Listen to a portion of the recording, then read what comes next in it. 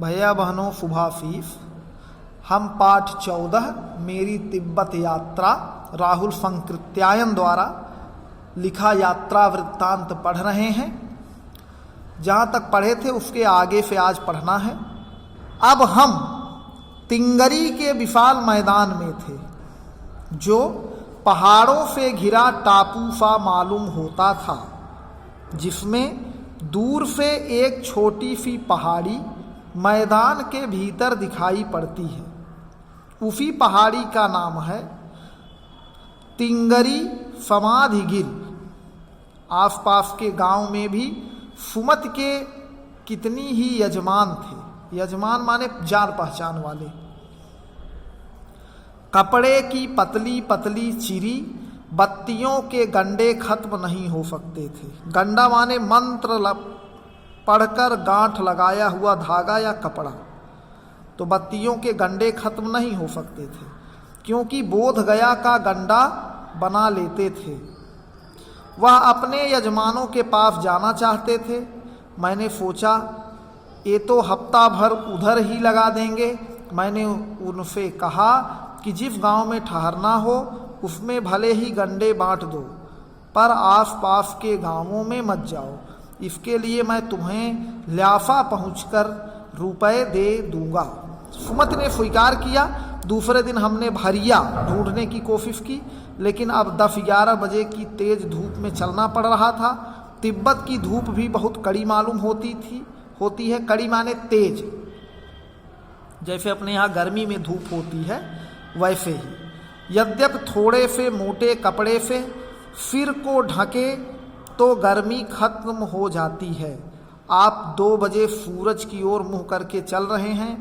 ललाट धूप से जल रहा है। ललाट माने मस्तक, और पीछे का कंधा बर्फ हो रहा है। हमने पीठ पर अपनी अपनी चीजें लादी, डंडा हाथ में लिया और चल पड़े। यद्यपि सुमत के परिचित तिंगरी में भी थे, लेकिन वह एक और यजमान से मिलना चाहते थे।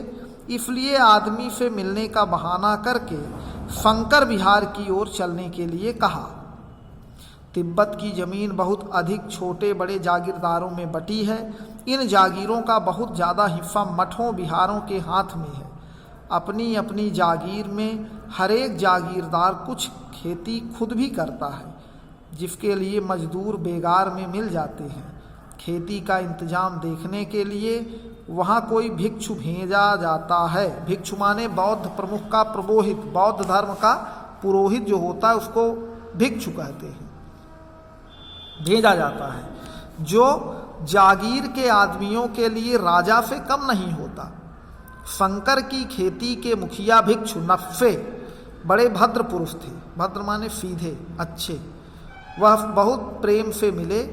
हालांकि उस वक्त मेरा भेष ऐसा नहीं था कि उन्हें कुछ भी ख्याल करना चाहिए था। पहले ही बताया कि लेखक बहुत ही खराब वेश में गया था, भिखारी के वेश में। यहाँ एक अच्छा मंदिर था, जिसमें कंजूर बुद्ध वचन अनुवाद की हस्तलिखित हाथ से लिखी हुई 103 पोथियाँ रखी हुई थी। मेरा आसन भी वहीं लगा। वह बड़े मोटे कागज पर अच्छे अक्षरों में लिखी हुई थी। एक एक पोथी 15-15 फेर से कम नहीं रही होगी। 15 फेर माने 15 केजी।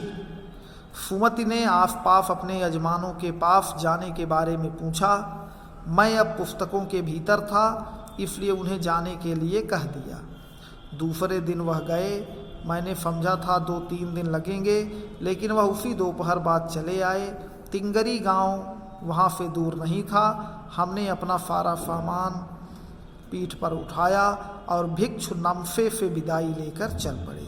तो ये भैया बहनों, लेखक ने अपनी तिब्बत यात्रा से हमें तिब्बत की पृथ्वी, वातावरण, वहाँ का समाज, वहाँ का रहन सहन, वहाँ के पेय पदार्थ, वहाँ के खाने के पदार्थ और लोगों के व्यवहार के बारे में बहुत कुछ बताया, जिससे हमें तिब्बत के भौगोलिक, आर्थिक, सामाजिक और राजनीतिक चीज़ों के बारे में पता चला। वहाँ किस तरह से खेती होती है, कैसे जागीरदार होते हैं, ये सब चीज़ें हम इस अध्याय से बहुत कुछ तिब्बत के बारे में जान जाते हैं। तो ये पाठ अब समाप्त हुआ। इसके अभ्यास प्रश्नों को अगले दिन से बताया जाएगा। भैया बहनों, मन लगा करके पढ़िए। विद्यालय बंद चल रहा है आपका, फिर भी घर पर पुस्तक प्राप्त करके अध्ययन अध्यापन में मन लगाइए। धन्यवाद।